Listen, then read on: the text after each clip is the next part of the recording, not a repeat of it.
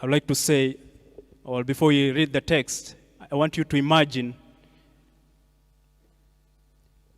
you have an emergency. And in this emergency, you look around, you cannot see some help. And so you go through your phone book, and you remember there's someone that can be able to help you, and within a short period of time, the emergency is sorted out. And so you decide to go for this help to someone that you know. And you decide that you're not going to call, but rather you are going to walk up to the place where this person is found so that you can plead for help. And so you go and you meet this person. And he accepts to come and help you. And as you get back to the place of emergency, you realize that the person you're working with, the one who is meant to help you, is having compassion to the people and a huge crowd of people that are following him. And so there's some stress in you. Even the adrenaline hormone is being released because you know very well the things that you left at home, things are not working out well. There is an emergency at home and you need an immediate action, some help. And so the master is having compassion to the people that are following him. He encourages the mothers that have lost husband long ago. Some having children, some having no children. The master is having compassion to the crowd of people that are following him. And as a matter of fact, the master heals one of the women who has suffered for the last 12 years. And so, then you see someone walking towards your direction, pressing on the crowd just to reach you, to pass a message. And in your heart, you are wondering, what could be the message be about? Of course, you know very well, when you left home, things were not okay. Maybe you had a sister who was sick. If it was happening here at the university, maybe in the men's dorm or in the ladies' dorm, you will always worry, what could have happened to the person that I left who was at a point of death? And of course, the message was not welcoming. The messenger is passing the message to the man that the person, the one that you left at home, she's no more. She's dead. And so don't trouble the master. Why will you trouble the master? Are you not familiar with the dead? After all, you're not the first one to experience death. The first one occurred in the beginning. Adam and Eve lost a child. You are not the first one to go through the death.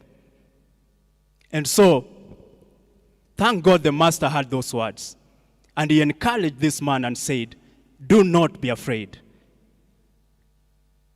Believe, only believe, and your loved one shall be well. I want us to read the book of Mark, chapter 5. We start from verse 21 all the way to verse 27. And if I'm not asking much, I would like you to stand as we read the word. Let us stand as we read.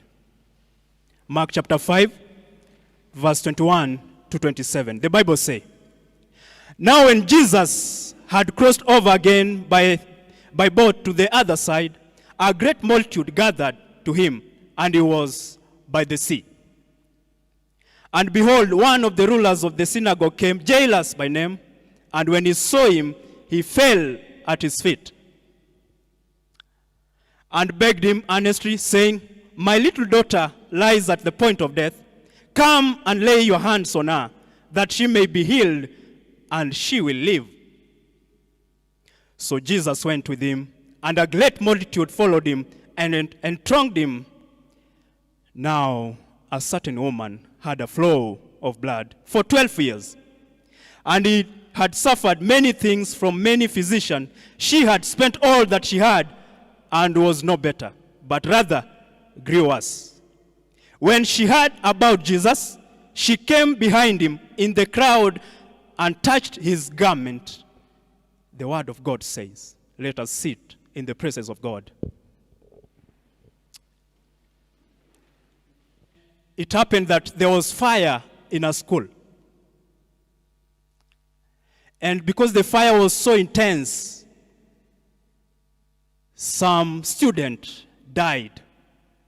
And when the news reporter was interviewing one of the mother who had lost a daughter, I can't remember exactly what the mother was saying, but I can remember a few lines of what the mother said. I have lost all.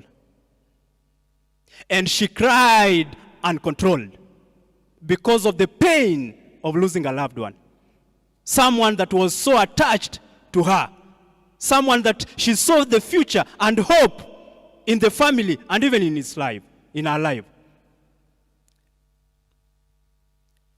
My message is, you have not lost all. You have not lost all. The mother was saying, I have lost all. But I'm here to remind us that you have not lost all. You have not lost all. I remember in the beginning of the year, I had an opportunity to minister in one of the church